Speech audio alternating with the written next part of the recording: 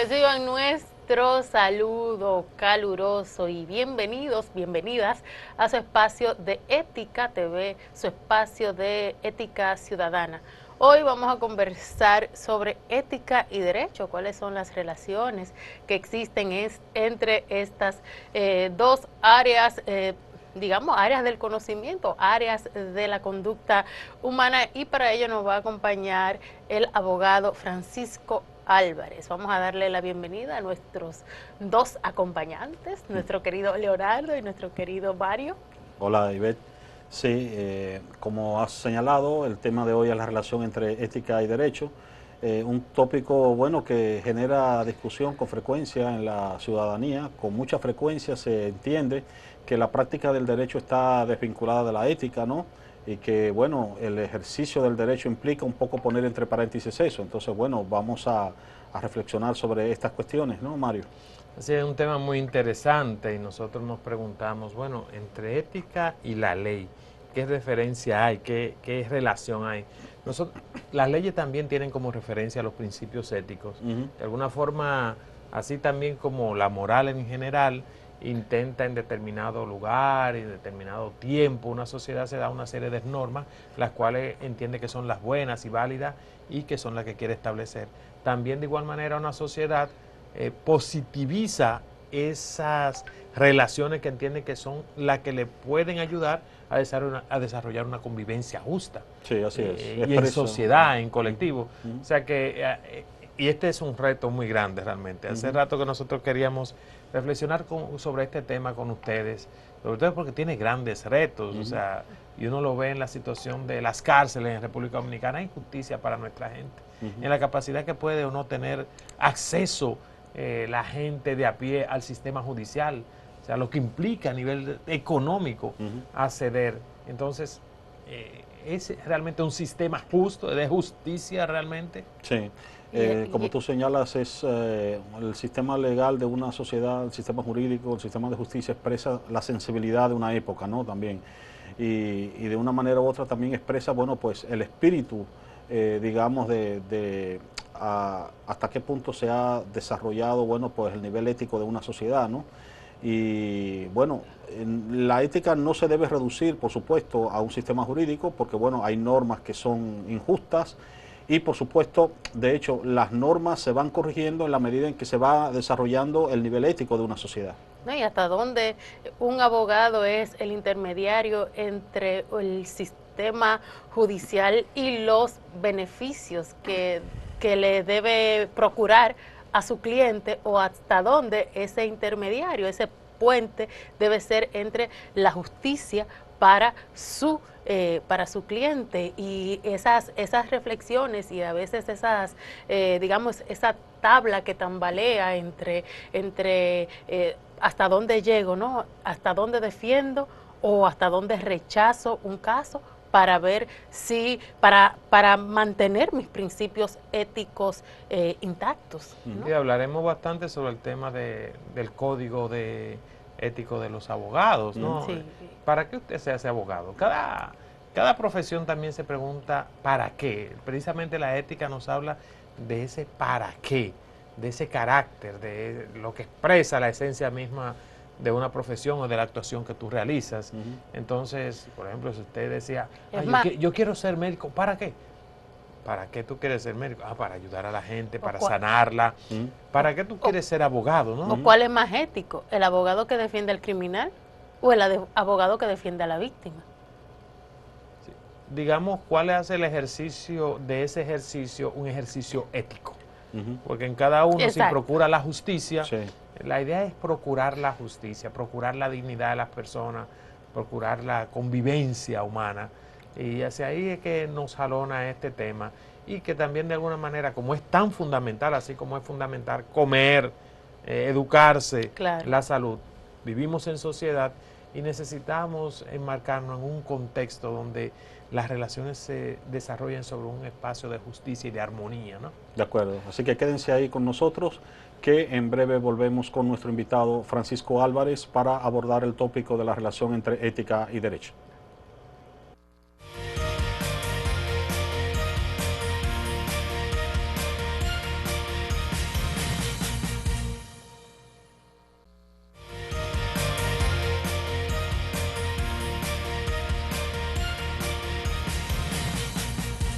Estamos en su espacio de Ética TV, su espacio de ética ciudadana, que en el día de hoy aborda el tópico de la relación entre ética y derecho con el abogado Francisco Álvarez.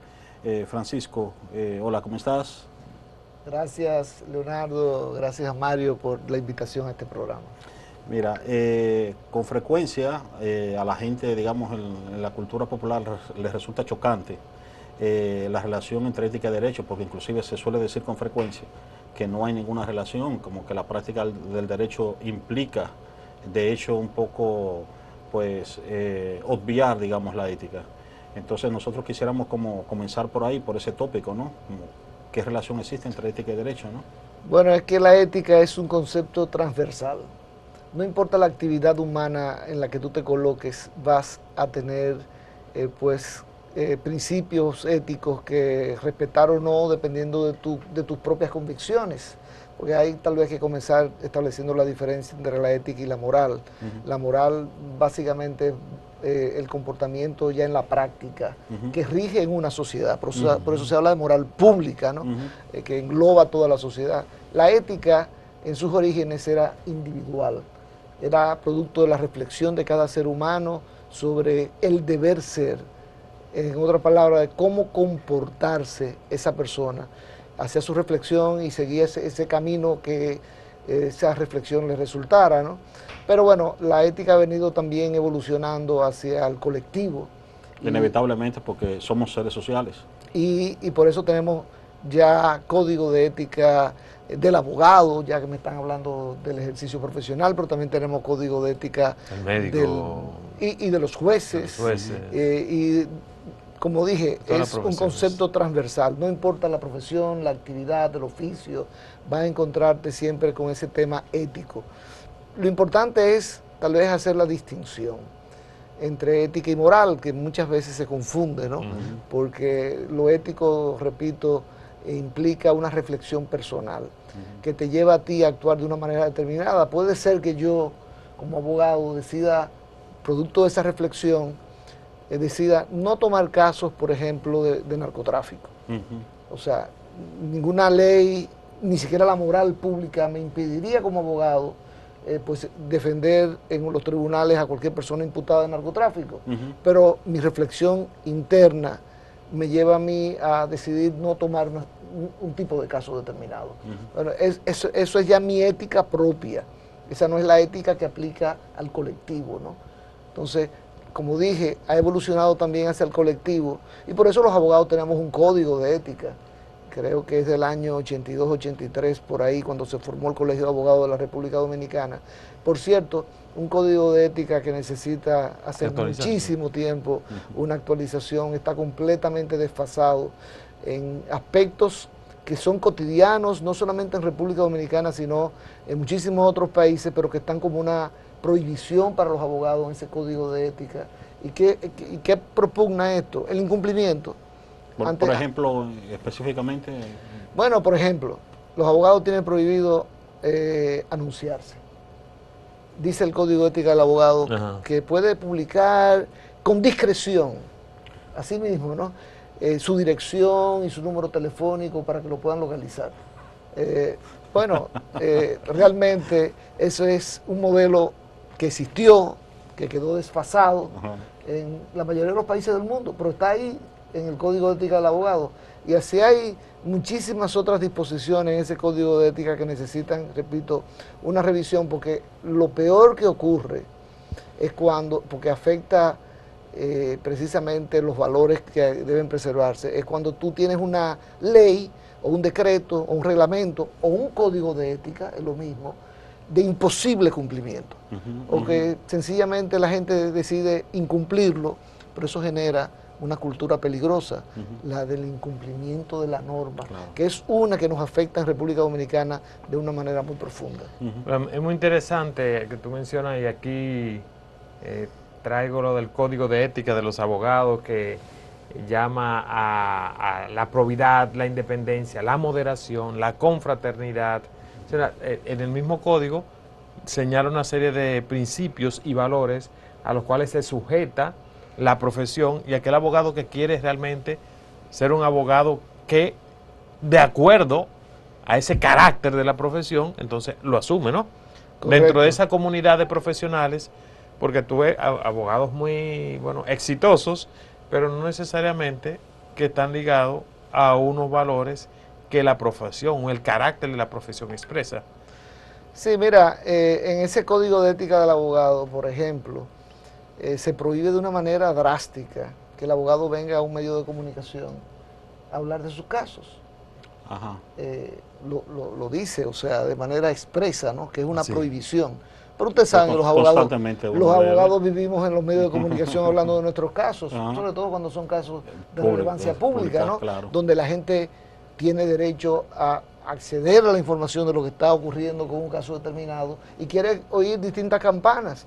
Escucha al abogado defensor, escucha al abogado del querellante, escucha diversas versiones, ¿no? Yo me recuerdo como ahora el caso Van Inter, que generó una situación porque el principal imputado de ese caso tenía un abogado que era muy dado a, bueno, a los medios de comunicación, tenía un programa de televisión y convirtió su programa de televisión En el caso. en el caso. Y de buenas a primeras nosotros le solicitamos a nuestros clientes autorización para ir a los medios a defender nuestro caso, porque por lo visto en la opinión pública nada más se estaba oyendo una sola campana, ¿no? Y me recuerdo como ahora esa institución que nosotros representábamos nos dijo, no tenemos por norma ir a discutir en los medios de comunicación nuestro caso. Correcto. Pero era un tema que estaba nada más conociéndose un solo lado de la moneda. ¿Y qué hicimos en esa ocasión? Bueno, pues preparamos hasta un programa de televisión que era dirigido por Carmen Inver Brugal, donde íbamos allí los abogados de la parte querellante a dar la versión. A dar la versión nuestra, como lo estaba dando el abogado defensor por otro lado. Yo, que soy obviamente pro acceso a la información, pro ciudadano, entiendo que esa norma que está dentro de ese código de ética del abogado que fue aprobado por el decreto 1290 está completamente desfasado ya y es preferible modificarlo, adecuarlo a la realidad, que sencillamente se siguen cumpliendo. A mí me gusta, por ejemplo, y son retos que establece este mismo código de abogados en República Dominicana, por ejemplo, el derecho debe ser leal y veraz, debe actuar de buena fe, por tanto no aconsejaría ningún acto fraudulento, ni hará en sus escritos citas contrarias a la verdad. O sea, mira, la verdad como horizonte también, ¿no? Sí, ahí se complica, porque ¿cuál es la verdad? La verdad siempre es un concepto que hay que ir a probar en el tribunal. Y bueno, en los casos, en todos los casos. Pero hay un tema, por ejemplo, hay líneas que son muy finas, muy finas, zonas grises como se pudieran llamar. Por ejemplo, el abogado tiene prohibido garantizarle a un cliente que va a ganar un caso. ¿Por qué? Eso es lógico y entendible. Claro. Porque no depende del abogado, depende de un tercero que es el juez. Correcto. Entonces tú, del momento que le dices a un cliente, tú tienes la razón, tú vas a ganar el caso, te estás equivocando. Tal vez la primera parte es cierta, porque tú puedes dar tu opinión y tú puedes decirle al cliente, usted tiene la razón, usted puede hacerlo, no está violando ningún principio ético. Pero el momento que le dice, y porque usted tiene la razón, vamos a ganar el caso, se equivoca, porque la razón la otorga el tribunal, el juez. Entonces, es inducir a veces a los clientes al litigio de una manera equivocada. No, pero eso que tú dices, la verdad, ciertamente nos vamos en ese diálogo ver, bueno, la verdad y la justicia. Vamos buscando qué es lo más justo y vamos buscando también aquello de lo acontecido, que es lo que realmente se acerca más a la verdad. Pero realmente nosotros vemos en lo cotidiano que hay un juego con el tema de la verdad. Tú puedes estar seguro de que a lo mejor, y tiene evidencia que no fue así, pero tú tienes que, puedes asumirte para demostrar todo lo contrario. Entonces ahí sí hay un tema de infringir un principio que dentro de la comunidad de comunidades a nivel universal entendemos que es una violación a un principio ético. Bueno, que el tema de decir cuál es la verdad cuando le compete a un tribunal finalmente establecerla. Hay que tener, repito, muchísimo cuidado con este tema.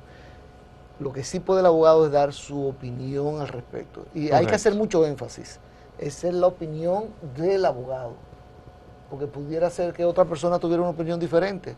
Y seguro que el abogado contrario piensa de una manera diferente, ¿no? Y por eso hay dos versiones que se enfrentan en un tribunal y un juez que también tiene su código de ética, que debe decidir cuál tiene la razón. Pero miren... Pero yo te digo ahí un poquito, sí, Francisco, porque hay dinámicas, si uno lo ve cuando ocurren hechos, bueno, de robo, de criminalidad, donde te pueden plantear, no, que fue en legítima defensa, pero mentira. Y toda la comunidad lo vio que no fue de legítima defensa, pero en aras de defender y de un beneficio particular, profesionales del derecho que asumen, aunque sepan que todo el mundo vio que no fue así, van a defender y a construir una historia solamente por utilizar el proceso judicial como un proceso, digamos, de negocio, digamos nosotros. Mira, tú no puedes decir aquí en este espacio ni en ningún lugar que el abogado tiene licencia para mentir, como aquello de James Bond, licencia para matar. Licencia, ¿no?, para matar. No, algunos me dicen, el abogado tiene licencia para mentir. Y ahí choca de frente con los principios éticos. Ahora, hay aspectos que son diferentes. En mi opinión, algunos tendrán opiniones diferentes, ¿no? Porque bueno, tampoco aquí estamos pintados como Padre Villini o Juan Pablo Duarte, que... pero aspiramos a sus principios, ¿no? Aspiramos, pero nos cuesta trabajo llegar a ellos, Mario, eso hay que admitirlo. La ética de los héroes. Y por ejemplo... Es que los principios siempre están jalonándonos desde el horizonte. Claro, pero por ejemplo, en un tribunal, el hecho de que usted esté defendiendo algo no le autoriza a usted a mentir. Ajá. Ahora sí, y es mi caso, y si está equivocado lo confieso aquí, en ocasiones yo utilizo lo que se llama la reticencia, ¿no? Bueno, ese tema lo voy a omitir. Ajá. Que sea el abogado contrario que lo traiga porque me perjudica. Correcto. Pero yo no lo traigo. No lo va a tocar. No, lo mismo que hay una frase famosa en lo que tiene que ver con los interrogatorios en los tribunales. Hay una frase que dice, si usted no sabe lo que va a decir el testigo, no pregunte. No le pregunte. Ajá. Claro. Porque no hay peor cosa que usted creyendo que va a dar un batazo, ¿no?, por los 411, de repente el testigo se vira y dice algo que perjudica a su cliente. Entonces, la regla es, si usted no sabe lo que puede decir el testigo, no pregunte. Ahora, y esto que dice el código, oye, ¿qué dice esta frase? Para el profesional del derecho estará siempre antes que su propio interés la justicia de la tesis que defiende. Mira, es que ahí viene el tema de nuevo, la justicia es otro concepto, ¿no? A veces desapegado de la ley. Correcto.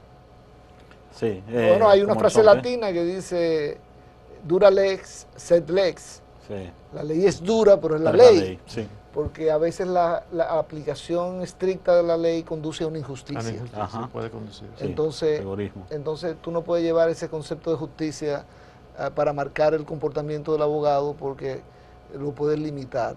O sea, el abogado va a tratar de evitar que se aplique la ley dura a su cliente, ¿no? Va a encontrar de frente a un ministerio público, a otro abogado que está pretendiendo lo contrario. Entonces...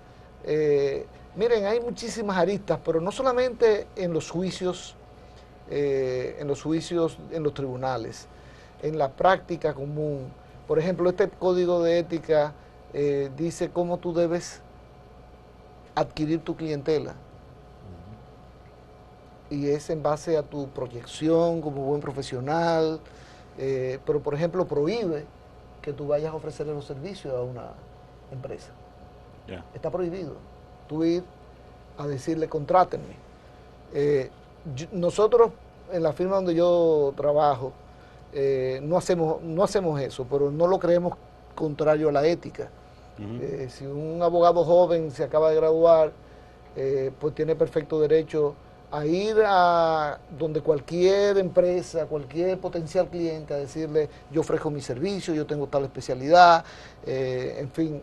Y el cliente decide si contrata o no contrata.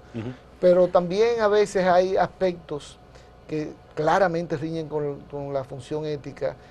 Por ejemplo, empresas que tienen abogados internos y esos abogados internos, entonces, buscan abogados que representen a su empresa porque reciben una comisión. Ok, vamos a, Francisco, perdona, nos están haciendo señas de que tenemos que hacer una pausa, así que vamos a realizarla y en breve retomamos este tópico que estamos abordando. ¿Cómo no? Quédense ahí con nosotros que en breve volvemos.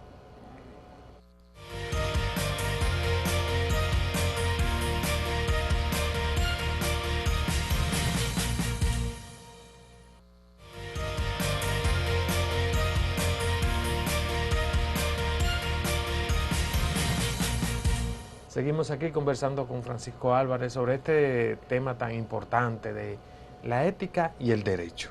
Estamos analizando todos los retos que implica para el ejercicio legal aquí del abogado en República Dominicana y que lo menciona el código de ética de esta carrera.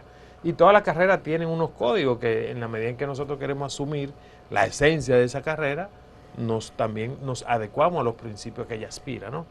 Tú mencionabas una serie de principios y... Mira, mencionaba al final del segmento anterior un caso que se da en el sector público como en el sector privado y que está prohibido por el Código de Ética del Abogado cuando en su artículo 10 dice que el abogado que directa o indirectamente pague o recompense a las personas que lo hubiesen recomendado procede contra la ética profesional. En otra palabra, que no se puede una persona que trabaja en una empresa y esa empresa tiene un problema judicial y necesita contratar un abogado, el criterio del abogado interno o del ejecutivo a lo interno debe ser las condiciones del abogado que necesita y no sencillamente recibir una retribución del abogado que va a manejar finalmente el caso, ¿no? Repito, el código de ética del abogado tiene cosas que habría que cambiar y otras cosas, porque tú comenzaste hablando también ahorita de los principios y valores. Esos son los mismos que vas a encontrar en el Código de Ética del Abogado, en la de los jueces, en la de la función pública. Vas a encontrar los mismos principios y valores. O sea, el tema es cuando tú lo vas desglosando, ¿no? Y lo llevas a la práctica, ¿no? Ahí comienzan las diferencias. No, y de hecho, por eso la ética, como decíamos al inicio, siempre nos va jalonando del horizonte para tener sociedades que aspiren a la justicia y al bien común, que busquemos la verdad y que busquemos, digamos, la dignidad de los procesos de las personas y una sociedad de mayor bienestar colectivo, ¿no? Sí. Claro, mira, otro tema, por ejemplo, es la forma en que se ejerce la profesión de abogado. Bueno, lo clásico es el abogado se gradúa y abre su oficina y comienza a ejercer. Bueno, ese era el modelo clásico de tiempo atrás. Hoy día el abogado que se gradúa entra en una oficina de abogado ya formada a practicar y después tal vez de unos años forma su propia oficina. En mi caso en particular, cuando me gradué en el año 79, entré a trabajar en Rosenbeck en Heredia Bonetti, una firma norteamericana, y 5 años después, pues junto con otros 3 colegas, formé mi propia oficina. Otros van a empresas a trabajar, ¿no? Pero no importa dónde tú estés como abogado, siempre va a haber unos principios éticos que te van a seguir. Uno de los aspectos, por ejemplo, es el abogado ejerce su profesión individualmente o lo ejerce a través de una compañía por acciones. Pero, ¿qué pasa? Eso riñe con un principio y es la responsabilidad directa del abogado. Que no desaparece nunca.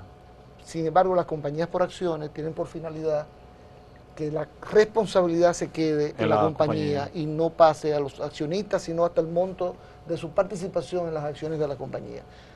Pero así como te digo eso, te digo cómo evoluciona el modelo. En la firma donde yo trabajo es a través de una sociedad, una SRL, Sociedad de Responsabilidad Limitada, pero los estatutos establecen que los abogados que ejercen a través de esa sociedad son responsables personalmente por sus actuaciones y no podrán escudarse en la limitación de responsabilidad que implica ejercer a través de una sociedad. Claro.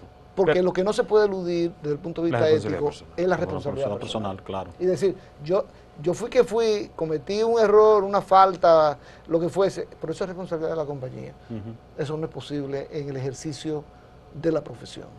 Sí, bueno, ahí tenemos un amplio horizonte de reflexión y de trabajo, pero nos gustaría pasar al tema también de viendo los desafíos éticos que tiene el sistema judicial en República Dominicana.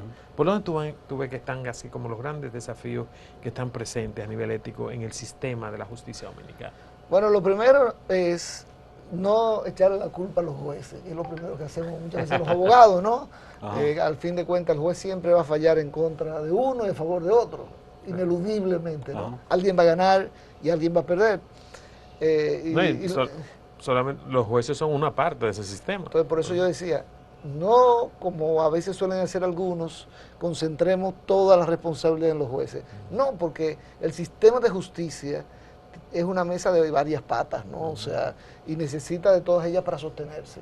Están los jueces, están los fiscales, estamos los abogados, formamos parte importante del sistema de justicia, todo el personal administrativo de soporte, los alguaciles, los notarios. Y las condicionalidades que los otros poderes del Estado también le colocan a ese sistema. Y como decía Anthony Kennedy, un juez ya retirado de la Suprema Corte norteamericana, Suprema Corte Federal norteamericana, decía que la independencia, el principio de independencia, de neutralidad, es prácticamente lo mismo para los jueces, ¿no? En el sentido de que tienen la obligación de actuar con independencia, no solamente frente al sector público, sino privado, contra cualquiera que trate de vulnerar esa independencia, su neutralidad, pero eso lo manda la Constitución de la República Dominicana. Cada persona tiene derecho a ser juzgado por un juez imparcial, independiente. O sea, repito, lo manda a la Constitución, pero ¿qué dice el magistrado retirado ya, Anthony Kennedy? Decía que el problema es que los jueces la tienen difíciles, porque tienen la función más complicada, necesitan recursos, sin embargo, el Ejecutivo y el Legislativo le limitan los recursos. ¿Por qué? Por eso decía la interacción de los otros poderes alrededor del sistema. Decía Kennedy, el Ejecutivo y el Legislativo limitan los recursos que nos da, porque alegan que tienen que construir hospitales, que tienen que construir escuelas, que tienen que construir carreteras, y se olvidan de que la justicia es parte importantísima de ese capital social que debe tener, de ese capital que debe tener toda sociedad. Del bienestar colectivo. Sin la justicia, o sea, que no es una excusa decir, es que hay que construir escuelas o hospitales, sí, pero no menospreciemos la inversión en la justicia, que es fundamental para que haya un Estado democrático y social de derecho como lo manda nuestra Constitución. Vivible. Entonces, los jueces definitivamente que tienen su propio código de comportamiento ético, creo que inclusive hay un modelo de código iberoamericano que incluye a España, Portugal, y claro, todos los países americanos, o sea, prácticamente ese modelo de código de ética para los jueces, que decía jueces, pero decía también que había que interpretarlo incluyendo todo el personal administrativo, a los alguaciles, a los notarios que forman parte de la estructura judicial. Y de ese código que se aprobó, ese modelo de código iberoamericano, que fue aquí en Santo Domingo que se aprobó, creo que en el año 2006, dio lugar a un código dominicano de comportamiento ético para los jueces, que por cierto recientemente ha sido modificado, y ahí lo tenemos. Ahora, ¿qué pasa? Muchas veces en República Dominicana aprobamos leyes, y en la esfera ética no es diferente, para no cumplirlas. Y no solamente leyes adjetivas, también leyes sustantivas, porque si usted ve la Constitución de la República Dominicana y lo enfoca en cuanto a los derechos humanos, usted se va a encontrar allí la carta más completa de derechos humanos que puede existir en el universo. Ya están en su preámbulo los principios que enarbora. Pero ¿para qué nos sirve si esa carta de derechos humanos si no la cumplimos? Bueno, sirve. Claro, para llamar la atención de la incoherencia en la que vivimos. No, y para crear esa cultura del incumplimiento que para mí es lo más pernicioso que puede haber. Porque cuando una sociedad se acostumbra a incumplir, pues se convierte en un hábito. Usted puede aprobar cualquier ley, la Constitución de la República misma. Yo hice una maestría en Derecho Constitucional en España y un profesor español que había estudiado la Constitución Dominicana me decía no le falta nada, que no le faltaba absolutamente nada. Y yo le decía al profesor español, sí, que era el poema más bello que podía existir, porque era pura poesía. No pasaba de ser poesía, no se llevaba a la práctica. O sea, ¿cómo garantizar la educación con un régimen educativo como el que tenemos en República Dominicana? ¿Cómo garantizar la salud o la vivienda para ir... O el acceso a la justicia. O el acceso a la justicia. Entonces, bueno, eso está en manos de ese sistema de justicia que necesita mayor apoyo de los otros poderes del Estado para poder hacer su trabajo. Eso que tú has señalado es muy importante. Las leyes funcionan, ¿verdad?, como unos límites, los códigos, ¿no? Unos límites que no deberíamos traspasar. Entonces, cuando nos acostumbramos a traspasarlo ya, que se convierte, entonces eso es un hábito. Es un deporte. Exactamente. Entonces ya no importa las reformas jurídicas que hagamos o legales, pues que de una manera u otra ya el hábito está asimilado, ¿no? De que las leyes son para violentarlas, ¿no? Y en la esfera ética es más peligroso todavía. Sí.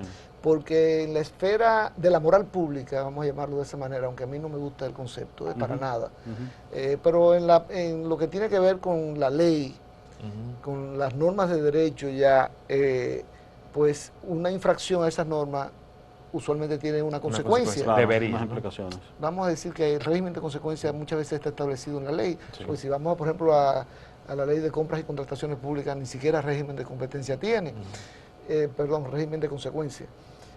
Pero el tema es que en las leyes, cuando usted la viola, usualmente hay un régimen de consecuencia.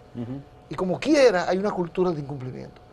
Imagínate en la esfera ética, donde no hay un régimen, es que no puede haber un régimen de consecuencias. No debería. Porque la ética no se hizo para, si usted viola este principio ético, usted va a ir 2 años preso.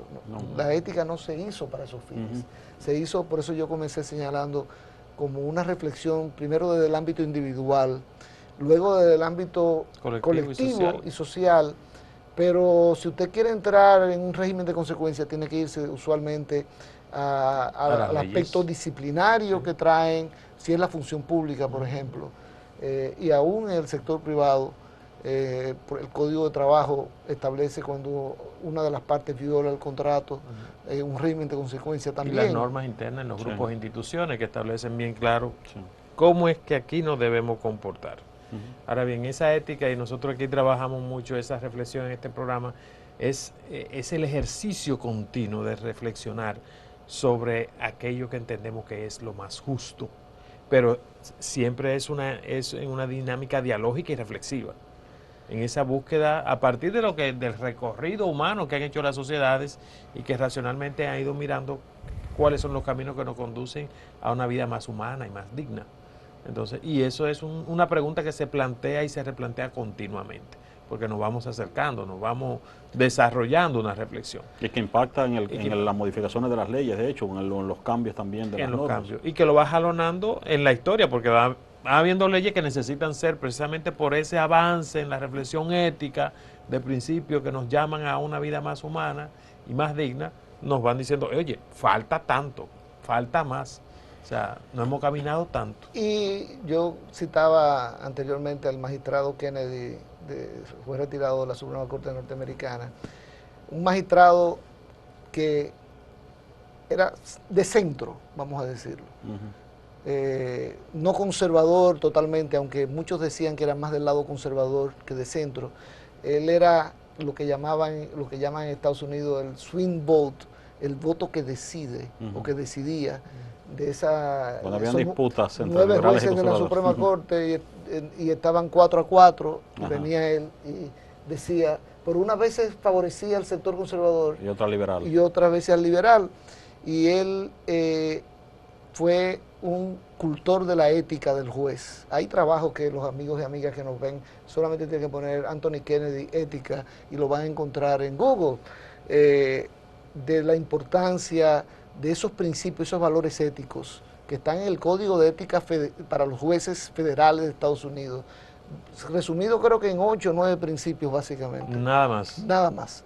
Y cómo se desglosaban, ¿no?, esos principios, ¿no?, sobre todo partiendo de la importancia de la independencia y de la neutralidad del juez a la hora de hacer justicia y de cómo protege con su comportamiento ético el juez a la judicatura completa cuando actúa correctamente, ¿no? O sea, y cómo le perjudica cuando el juez incurre en malos hábitos que le hace perder la credibilidad, no solamente de la sociedad sobre ese juez, sino sobre el cuerpo judicial completo. Al sistema, que es lo terrible en una sociedad.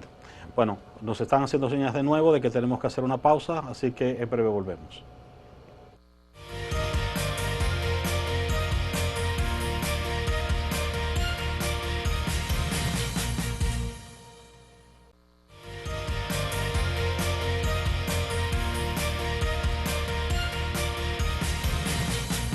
Continuamos con su espacio de Ética TV, su espacio de Ética Ciudadana, con el abogado Francisco Álvarez, abordando el tópico de la relación entre ética y derecho. Francisco, en el segmento anterior, al final del segmento, hablamos de un aspecto fundamental, que es el problema de la confianza, de la confiabilidad que debe generar, digamos, ¿no?, todo un sistema de justicia, y que también tiene que ver con la ética, ¿no? La confianza es un fundamento, digamos, tanto del derecho como de la ética, ¿no? En una sociedad donde se resquebraja la confianza, pues es una sociedad donde se van diluyendo, digamos, las relaciones sociales, y yo creo que es uno de los problemas también que tenemos en la sociedad dominicana. Hay mucha desconfianza, ¿no?, con respecto a la justicia, con respecto a todo lo que tiene que ver inclusive con las instituciones en sentido general, ¿no? Pero ¿por qué existe esa desconfianza de la ciudadanía?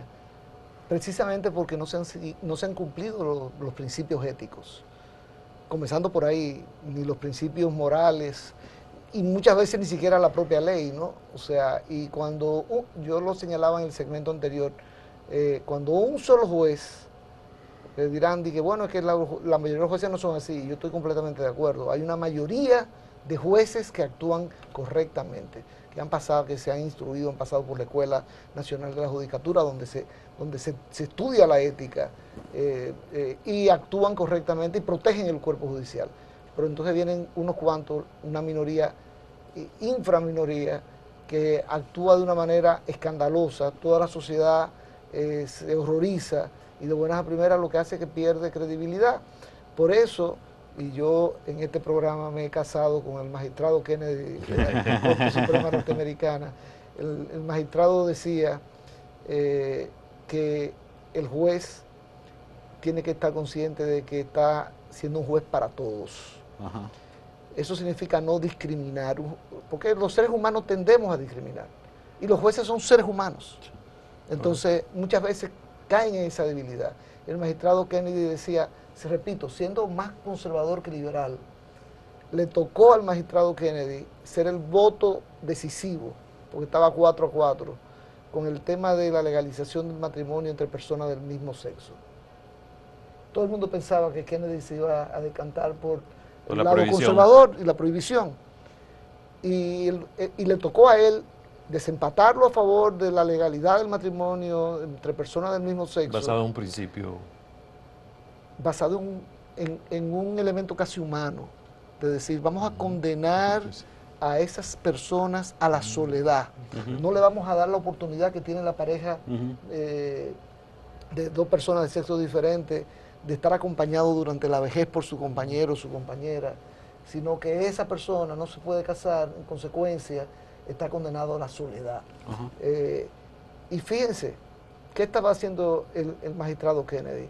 Utilizando un argumento, pero estaba fallando a favor de un segmento de la población que usualmente es discriminada. Sí. Entonces... Y hay unos principios éticos que jalonan hacia eso, el levantar sobre todo aquellos que están al margen, la solidaridad con los más débiles. Sí, y él precisamente decía que por eso el juez tenía que soportar muchas veces opiniones que irrespetaban su conducta. Uno de los temas interesantes del juez Kennedy es que él decía el carácter del juez. Eso es fundamental. Sí. Yo te iba, antes de que tú continúes con esa idea, porque A mí siempre me llega la idea, especialmente por la época que vivimos a partir de la revolución de las redes sociales, especialmente cuando estamos hablando de juicios sociales que implican un espectáculo mediático, ¿no? Que a veces debe ser muy difícil, o lo es para un juez, abstraerse a veces de esa presión, ¿no? De la presión pública, de la mayoría. Sí, y que el juez realmente, la decisión que tome, la tome en base a sus convicciones. O a principios de justicia. Pero que no realmente, porque uno puede engañarse perfectamente de que realmente la decisión la ha tomado y no condicionado por esa presión social, ¿no? Mira, aquí hubo un debate muy serio sobre si el juez podía expresarse a través de los medios. Y hubo un sector que primó por muchos años que decía que el juez solamente hablaba por sentencia. ¿Ustedes se acuerdan de esa frase? Sí, claro. El juez solamente habla por sentencia. Ah, caramba, qué bien. Y de buena primera el juez dicta su decisión basado en la ley y como hay una parte que pierde, esa parte que pierde sale a los medios a insultar al juez, a desconsiderarlo y el juez tiene que quedarse callado. Pues yo no estoy de acuerdo con eso. Yo creo que el juez tiene derecho a defenderse en los medios de comunicación. Y por cierto, en la última versión del Código de Comportamiento Ético del Poder Judicial, claro, diciendo el juez tiene que ser muy prudente a la hora de intervenir en los medios de comunicación, pero eso significa que le permite intervenir. O sea, correcto, no puede hacerlo obviamente cuando está en el proceso de conocer el caso, porque puede prejuzgar el caso. Correcto, pero una vez ha dictado su sentencia, el juez se desapodera de ese caso, ya el caso no va a volver donde él, y el juez puede perfectamente, cuando lo están detractando en los medios de comunicación, salir a defender su sentencia. Y un ejercicio interesante, argumentativo, educativo también para la ciudadanía, sobre qué principio se basó para tomar la decisión.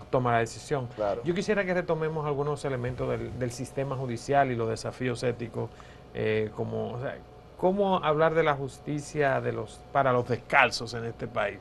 Cómo hablar de la situación de las cárceles y todo el entramado, porque todo esto forma parte del sistema judicial. Nosotros estamos también dentro de un contexto en el que uno de los sectores que forman parte del Poder Judicial, el Ministerio Público, ahora mismo ha levantado la confianza, ¿no? Te voy a lanzar una serie como cuestiones que para nosotros, cuando lo vemos desde los principios que debería buscar la justicia, aquí en el contexto dominicano parecería que tenemos grandes retos, ¿no? La independencia como tal de la justicia, no solamente a nivel político, sino a nivel económico, por los poderes económicos. ¿Cómo tú lo ves, todo esas dimensiones? Partiendo de que, desde el punto de vista ético, la independencia, la neutralidad de los jueces es fundamental para el ejercicio cabal de sus funciones, pues yo estoy completamente de acuerdo con este proyecto de ley de convocatoria de la Constitución, de la Asamblea Revisora de la Constitución del presidente Abinader, que pretende, por ejemplo, sacar del Consejo Nacional de la Magistratura al Ministerio Público. Para darle mayor éticamente no era correcto que la persona que está persiguiendo a alguien y que espera que un juez le falle a favor, de esa persona dependa si ese juez va a ser ratificado o no en su posición. Entonces, éticamente eso era incorrecto. Y ese proyecto pretende extraer del Consejo al Procurador, pero además quitarle al Ministerio Público funciones de administración de cárceles, de construcción de cárceles. Anda circulando un libro del Procurador anterior sobre las cárceles dominicanas, sobre la construcción de las parras. A mí me llegó un ejemplar y lo vi. Y decía, ¿y qué hace un Ministerio Público construyendo cárceles? De hecho, creo... Ya sabemos para lo que se prestó. Bueno, y creo, y lo he defendido siempre desde hace muchos años, que debería crearse un Ministerio de Justicia, que asuma todas las funciones que tiene actualmente el consultor jurídico del Poder Ejecutivo y a la cual se le agreguen, por ejemplo, la administración de las cárceles, la construcción, administración de las cárceles, y la definición de la política criminal del Estado. Al Ministerio Público debería dejársele única y exclusivamente con la facultad de investigar y perseguir los crímenes y delitos, someter las acusaciones pertinentes y defenderlos en los tribunales. Esa debe ser la función del Ministerio Público. Y de hecho le va a evitar conflictos éticos, porque cuando tú de repente eres fiscal, pero fuiste miembro de un partido político hasta que te designaran fiscal, y de repente ves que te han llevado a tus compañeros de partido, con los que tú militaste por tantos años, para que tú como fiscal lo investigues y lo persigas. Hay un conflicto ético. Claro, claro. Bueno, yo diría que hay un conflicto de intereses. De intereses, un conflicto de intereses. Entonces, pues obviamente eso hay que buscar la manera de evitarlo. Y la mejor manera de evitarlo, ya se avanzó. No vamos a ser todo siempre pesimistas. Se avanzó porque antes los fiscales lo nombraban a todos el Poder Ejecutivo. Ahora el Consejo. Ahora hay una carrera también. Hay una carrera del Ministerio Público y el Poder Ejecutivo solo nombra al procurador y a 6 de los adjuntos del procurador. Los otros 6 lo nombran dentro de la carrera del Ministerio Público. Pero aquí lo importante es estar consciente de que hoy en día tenemos un ministerio, una cabeza del Ministerio Público independiente.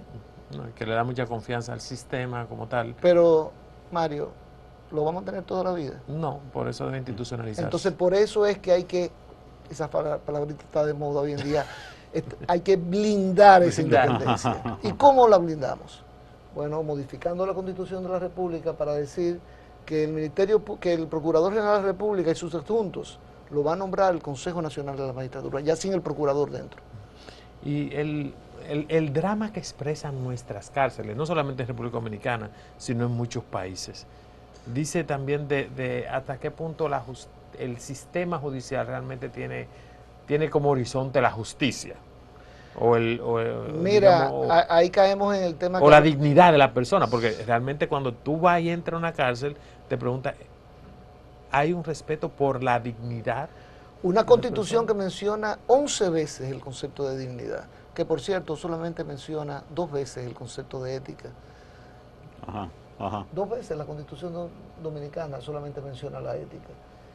Y de hecho, en las veces que la menciona la confunde. Con otro valor. Sí, o sea que realmente el tema de la dignidad de las personas y las cárceles en la República Dominicana es un desastre. Y a mí me apenó muchísimo cuando vi lo de la carcelita. Correcto. La gente apiñada en un sótano. Sí. Pero ahora, a casi 2 años de un nuevo gobierno y de una Procuraduría General de la República en la que yo creo y la que yo defiendo. Sin embargo, pasaron casi 2 años y todavía y por eso en otras oportunidades, y aprovecho esta ocasión para hacerlo también, llamo la atención de la Procuradora General de la República de que es hora de que se haga un diagnóstico completo, total, que identifique pues todas las precariedades que tiene el sistema carcelario, todos los centros carcelarios que hay, las condiciones que tiene, claro. Tú vas a la policía y ves los cuarteles y la cárcel. Sí, bueno. Por eso te estoy diciendo, todos los centros donde se detienen a las personas, no importa que sea de manera preventiva. Y eso, para llamar la atención del presidente de la República y del Congreso, de que eso hay que dedicarle recursos. Sí. Y cambiar también los 2 supuestos básicos. Uno, históricamente, que no se entiende que la función básica de un sistema de esta naturaleza no es castigar, sino regenerar, reintegrar al individuo a la sociedad. Y que la persona no pierde su dignidad. Y ese era el segundo supuesto que iba a hablar. Es decir, aún el hecho de que un individuo incurra en un delito, su dignidad de persona no la pierde. Bueno, la verdad es que la realidad es otra en la República Dominicana. Aquí desde que tú das un paso dentro de la cárcel perdiste tu dignidad. Sí. Esa es la realidad. Y ya me da pena hablar del viejo modelo y el nuevo modelo, porque el nuevo modelo ya es viejo. Sí, o sea, ¿y el viejo en qué quedó? Bueno, ahí en ese retrato que nos dio la carcelita a todos los dominicanos y que lamentablemente debería pues elevar la conciencia de todo el pueblo, ¿no? Porque, déjeme decirle, en esas cárceles hay gente que no ha sido juzgada y que va a ser, algunos de ellos van a ser declarados inocentes. Exacto. Y habrán pasado años, meses, en fin, no importa, en las cárceles, y eso debería desaparecer. Porque a ellos no le alcanzó un sistema que debería ser para todos, ¿no? Que para hacer justicia para todos y todas. Y eso, que la justicia debería ser gratuita, ¿no? Correcto, esa es otra dimensión. Pero la verdad es que no lo es. Y ese, entrando por cómo está armado a nivel nacional y a nivel internacional el sistema de justicia y de la legalidad. Cuando yo veo algunas dinámicas de una burocracia legal creada para preservar intereses y dinámicas e intereses corporativos, a ti te ponen a firmar cada vez. O sea, es una serie de normativas donde tú ni sabes lo que estás firmando. Pero dentro de las instrumentos que se crean hoy día de burocracia legal, de dinámicas burocráticas, el ciudadano queda indefenso. O de infiltración de personas en estamentos como la Suprema Corte de Justicia. Por eso ustedes saben que el sistema constitucional actual prevé que una cuarta parte va a ser designado de personas que vienen de fuera de la carrera y tres cuartas partes dentro de la carrera. Yo siempre me he opuesto a eso, yo siempre he dicho deberían ser 100% de la carrera, porque los que vienen de fuera de la carrera vienen con compromisos, o sea, han sido, bueno, si son fiscales están dentro del sistema de justicia, pero abogados, es como si me designaran a mí. Yo tengo una clientela importante y de repente estoy en la Suprema Corte de Justicia y algunos de ellos van a pasar por mi tribunal. Ajá. Entonces ahí se genera un problema. Por eso yo creo que para defender a la ciudadanía, todos los jueces de la Suprema Corte deberían ser de carrera judicial y no venir de fuera de la práctica profesional. Bueno, Francisco, realmente tenemos todo un mundo para seguir reflexionando sobre los desafíos éticos que tiene el sistema judicial en República Dominicana y la carrera del derecho, ¿no? Entonces te agradecemos por estar con nosotros y ayudarnos a reflexionar, y tendrás que volver porque se quedan muchos temas por tratar. A la orden de ustedes, un placer, Mario, Leonardo. Gracias, Francisco. Y a ustedes quédense ahí con nosotros, que en breve viene Ivette Guzmán con sus recomendaciones.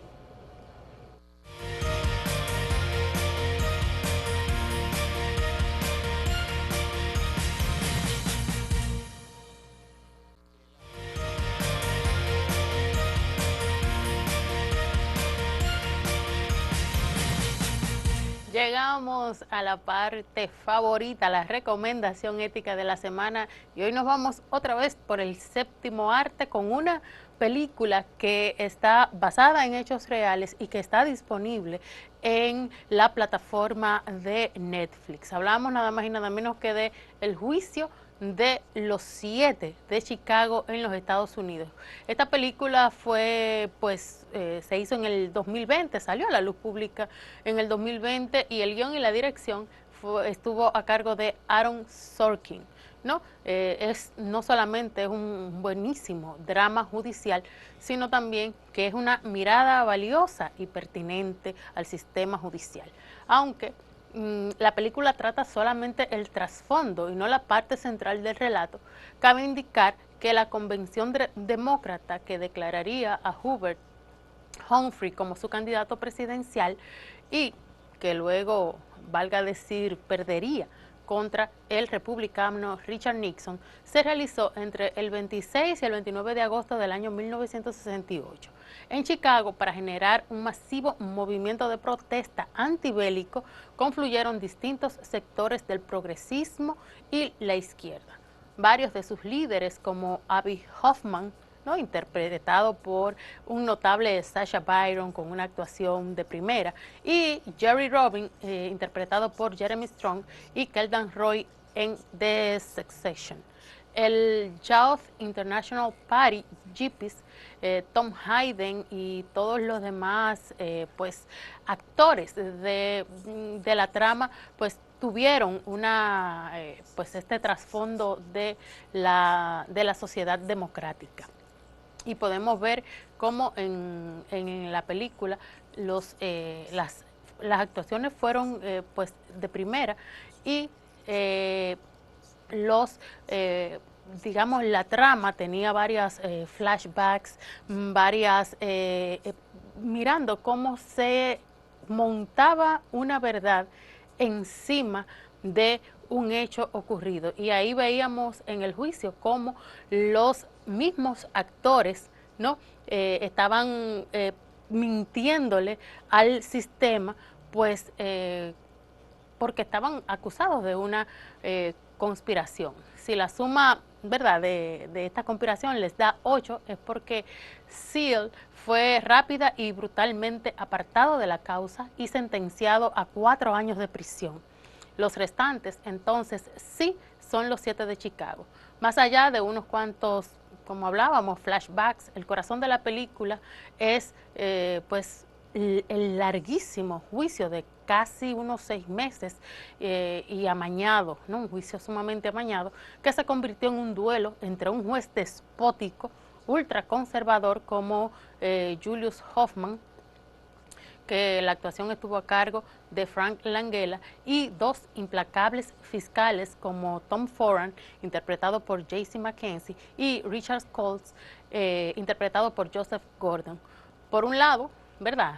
Y los abogados defensores, estaban los fiscales de un lado, y por el lado de los abogados defensores de estos combativos referentes estaban encabezados por William Kunstler, pues personificado por Mark Rylance, y Leonard Weinglass, personificado por Ben Scheckman. Asimismo, entre estas reconstrucciones de imágenes que pasaron en la vida real, que son imágenes de archivos, Sorkin, el director, nos transporta a esos turbulentos años 60, dominados por los asesinatos múltiples de líderes como JFK en el año 1963, Malcolm X en el año 1965 y Martin Luther King Jr., así mismo como Bobby Kennedy en el 68. Así que les recomendamos ampliamente esta película medio documental que muestra, devela las triquiñuelas que se dan en los sistemas judiciales cuando afectan los intereses políticos, incluso los intereses militares de las naciones. Así que el caso de los 7 en Chicago es un documental de principio a fin que lo van a disfrutar tanto en los tecnicismos legales, tanto en las actuaciones y sobre todo en la dirección magistral de este extraordinario filme. Así que está disponible en Netflix, lo pueden ahí mirar, y nada, será hasta una próxima ocasión con otra recomendación ética de la semana. Déjennos en los comentarios qué les pareció esta recomendación, cuáles fueron las reflexiones éticas que ustedes pudieron hacer para nosotros contestarles. Será hasta un próximo de Ética TV. Hasta entonces.